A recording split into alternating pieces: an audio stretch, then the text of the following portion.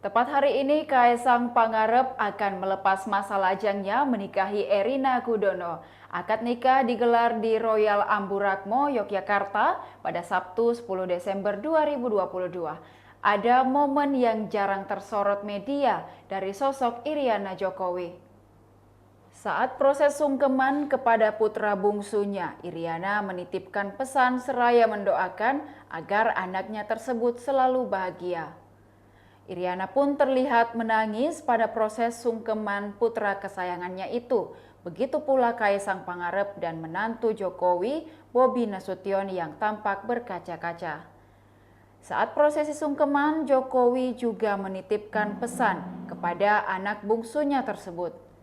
Jokowi berharap Kaisang Pangarep dan Erina Gudono bisa menjadi keluarga yang bahagia, sakinah, mawadah warahmah.